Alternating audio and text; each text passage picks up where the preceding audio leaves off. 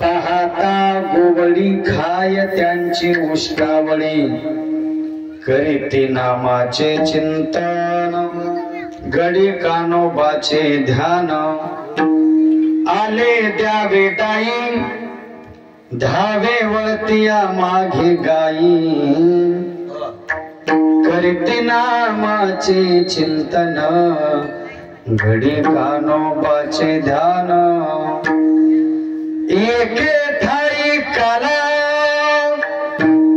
तुका म्हणे भाविकाला करीती नामाचे चिंतन घडी कानोबाचे ध्यान अतुलित बलधामं हेम शैलाभदेहं धनुजवन् कुशानं ज्ञानिनाम् अग्रगण्यं सकल गुण निधान वानरानामधीशं रघुपति प्रिय भक्तं वातजातं नमामि मनोजव मारुत तुल्ये वेगं जितेन्द्रियं बुद्धिमत्ता वरिष्ठं वातात्मजं मानरायुद्धमुख्यं श्रीरामदूतं शरणं प्रपद्ये यज्ञस्वरूपाय जटाधराय पिनाकहस्ताय सनातनाय दिव्याय देवाय दिगंबराय तस्मै नकराय नमः शिवाय विठ्ठलाय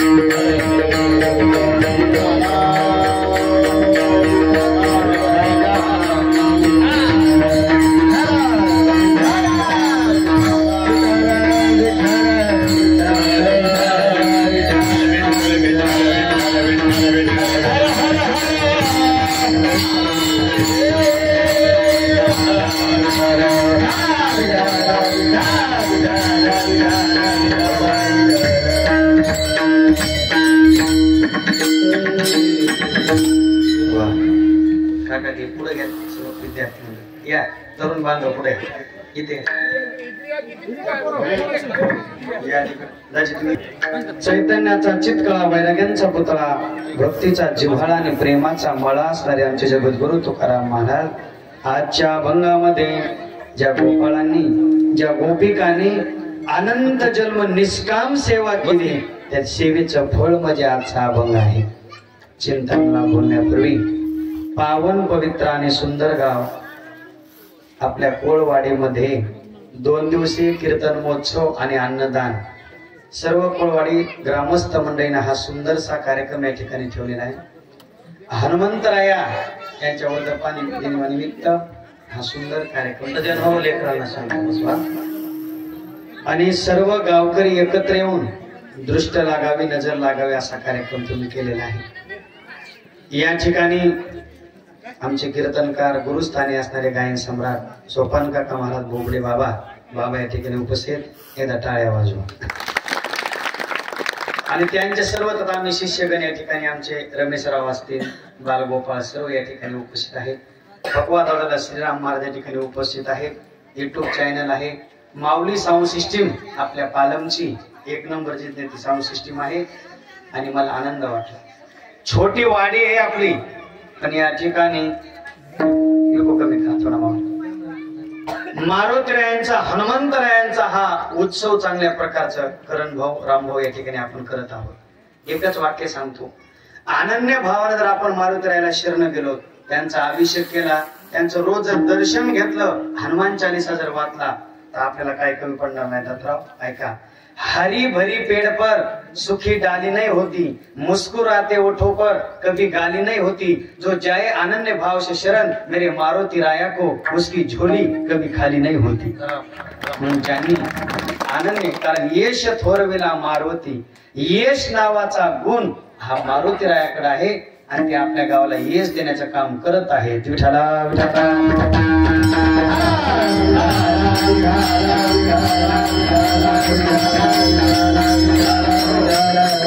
आणि आज काल्याची सेवा आहे. काल्याचं कीर्तन आहे सांगतेचं कीर्तन आहे. काला काला म्हणजे काय. काल्याचे कीर्तन कशाला म्हणतात मंडळी. हो आज्ञान जाणं आणि ज्ञानाची प्राप्ती होणं याला म्हणतात काला. दोष जाणं आणि गुणाची प्राप्ती होणं याला म्हणतात काला.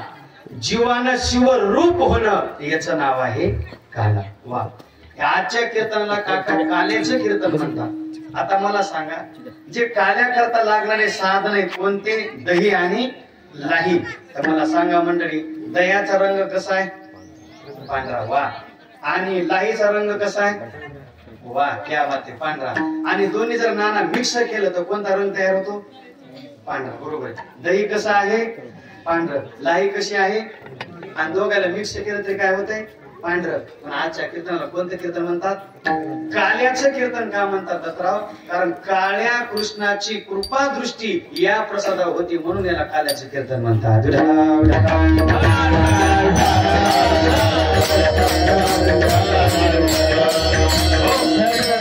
असा काल भगवान कृष्णाने वृंदावनामध्ये केला, गोकुळात ते मुलं घेऊन. तिथंच का केला? मथुरेत केला नाही, द्वारकेत केला नाही, वैकुंठात सुद्धा काला झाला नाही नाना. कुठे केला? वृंदावनामध्ये. कारण काल्याला लागणारं प्रेम, प्रसादाला लागणारं प्रेम हे फक्त गोकुळामध्ये होत. प्रेमाचे प्रकार तीन. प्रेमाचे प्रकार तीन. सामान्य प्रेम एक, समंजस प्रेम दोन आणि समर्थक प्रेम तीन. सामान्य प्रेम कशाला म्हणतात? जिथं स्वतःचा फायदा आहे त्याला म्हणतात.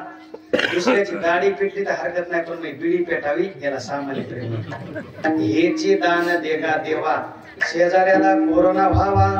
मोह चांगलं. पोऱ्या तुम्हाला बोलता येते? सांगा बरं जावई. 5 आणि 5 किती? 10.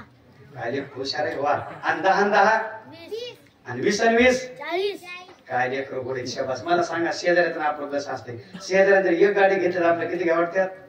जरा जोरात किती? 2. शेजाऱ्याने एक बंगला बांधला तर आपल्याला बांधा वाटते? 2. शेजाऱ्याने एक म्हैस घेतला आपल्या किती घ्या वाटतात? 2. शेजारचा एक माणूस मिळाला तर आपल्या किती मला वाटते?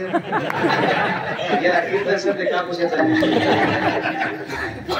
सामान्य प्रेम कशाला म्हणतात? जिथं स्वतःचा स्वार्थ आहे याला सामान्य प्रेम म्हणा.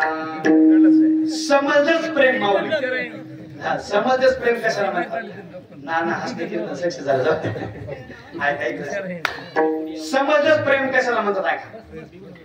जिथं स्वतःचाही स्वार्थ आहे दुसऱ्याचाही स्वार्थ आहे त्याला समंजस प्रेम म्हणतात. आपल्या काय? आपल्या परभणीमध्ये लक्ष द्या. परभणीच्या सरकारी दवाखान्यामध्ये एक म्हातारी लिंबा झाडाखाली बसली होती. मी जवळ गेलो, मावशी इथं कशाला आला तुम्ही? म्हणले महाराज 1.5 महिना झाला मी इथंच आहे दवाखान्यात. मला काय झालं तुम्हाला? समंजस प्रेम आहे. म्हणजे मला काय झालं नाही महाराज. मग दवाखान्यात काय करलं तुम्ही? म्हणजे आमचे मालक ऍडमिट आहेत. म्हणजे मालकाला काय झालं? म्हणजे महाराज त्यांच्या दोन्ही किडन्या गेल्या. म्हणजे मग डायलिसिस का कोणी किडन्या द्यायला? म्हणजे गरीबाला कुठे डायलिसिस पडतोय? कोणी किडन्या दिले का वाट बघायला? म्हणजे कोणी दिल्या का? म्हणजे महाराज कोणीच दिल्या नाही. म्हणजे आजी तुम्हाला किती किडनी आहेत? म्हणजे महाराज 2 आहेत. म्हणजे तुमची एखादी द्या ना. म्हणजे महाराज मी बिमार पडन ना. म्हणजे मी देऊ का? म्हणजे चटकन देवा का?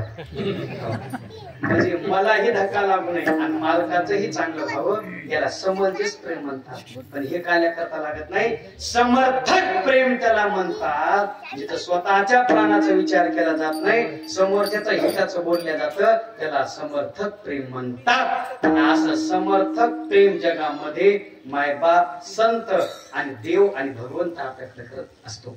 समर्थक प्रेम आमच्या डोळ्यात घटना झालेली काका. मी वारीमध्ये पायी चालत असताना आळंदी ते पंढरपूर दिंडी क्रमांक 34 शर्मा महाराज. समर्थक प्रेम कशाला म्हणतात? आईचं बघा. आणि दिंडीत चालत असताना एक शिंदे नावाच्या काकू होत्या आम्ही दिंडी पायी चालत. कोट्याधीश बाई आणि तिचा मुलगा अमेरिकेला शिकायला होता. तब्येत बरोबर नाही म्हणून पुण्याच्या रुबी हॉस्पिटलला ऍडमिट केलं. आणि आम्ही तिथे गेलो. डॉक्टर सांगितलं शिंदे काकू तुमच्या लेकराच्या दोन्ही किडन्या गेल्या. डायलिसिस नाही, दुसऱ्याची किडनी मॅचिंग होईना. रात्री 2 वाजता आईने डॉक्टरला फोन लावला. डॉक्टर धावत काय झालं काकू? आणि माझ्या किडन्या मॅचिंग होत्यात का बघा. आईच्या दोन्ही किडन्या मॅचिंग झाल्या. दोन्ही किडन्या काढल्या, लेकराला बसवले. सकाळी मी नारळ पाणी घेऊन गेला. काकू तुमचं मुलगा चांगलं राहिलं पण तुमचं कसं होईना आता? ऐका मंडळी, झालं कीर्तन. काकूनं सांगितलं महाराज माझा प्राण गेला तरी चालन पण माझ्या देखता माझ्या मुलाच्या प्राणाला धक्का लागता कामा नये याला म्हणतात आई समंजस प्रेम.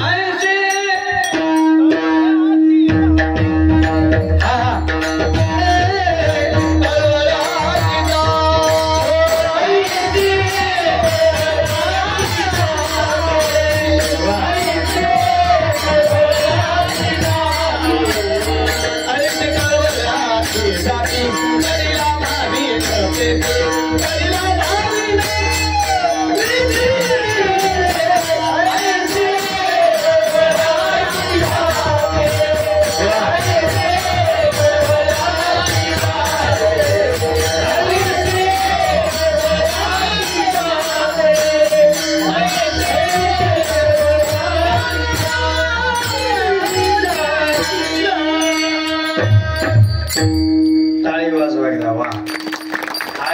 कळवळ्याच बरोबर समर्थक बरोबर प्रमाण. नाही तर काका कालच माझं कीर्तन होतं, मी सांगल एक आणि त्या भजनात दुसरंच प्रमाण दिलं आणि प्रमाण लागत नाही ना मला प्रमाणाचं होईन काय, पण चाल किती गोड होती पहा. माणसं हुशारीला कमी नाही, तो माझ्याकडे लक्ष डोळ्यापासून बघा सगळेजण माझ्याकडे. माणसं रामभाऊ करण भाऊ इतके हुशार झाले. आता परवा दिवशी आमच्या गावात एक डोकं दुखलं. काय दुखलं लागलं? डोकं दुखलं असं डोक्याला हात लावला आणि समोर विचारलं एक जण, मामा मग डोकं कशाने राहील? मामानं त्याचं 5 जन्माचं वैर होतं आणि मामाला विचारलं, मामा माझं डोकं कशाने राहील? मामा म्हणजे काय नाही, गाढवाच्या पाया पड लगेच तो डोकं राहील ना मामा, करा पाय पुढं.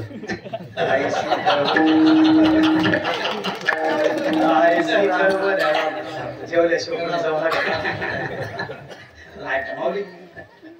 जिथं समर्थक प्रेम होत असं प्रेम महाराज गोपाळांनी गवळणीने केलं. म्हणून त्यांनी देवाने काय केलं? पाहता गोवळी आणि खाय त्यांची उष्टावण. देवानं तात्या उष्ट देवाचं खाल्लं. कशामुळं? तसं त्यांचं प्रेम होत. कसं उष्ट खाल्लं आणि कधी खाल्लं? फार कृष्णाचा गोड प्रसंग आहे का. भगवान कृष्ण 7 वर्षाचे असताना त्यांचा एक नियम होता. काय नियम होता? गोर गरिबाच्या लेकरांना घरी आणून पोटभर जीव घालायचं आणि त्यांच्या घरचा डब्बा चपाती आपण खायचं, असा देवाचा नियम आहे. एके दिवशी मधुमंगल नावाचा गोपाळ, यशोदा माईनं भरपूर त्याला खाऊ घातलं, तूप खाऊ घातलं, लोणी खाऊ घातलं, बासुंदी पिऊ घातलं. कम पोट भरलं, मला येऊ का कृष्ण, मला येऊ का नाही? आम्ही घरी जीव घालतो आणि मग त्याच्या घरचा डबा आणतो. मला आमच्या इथे काय कृष्ण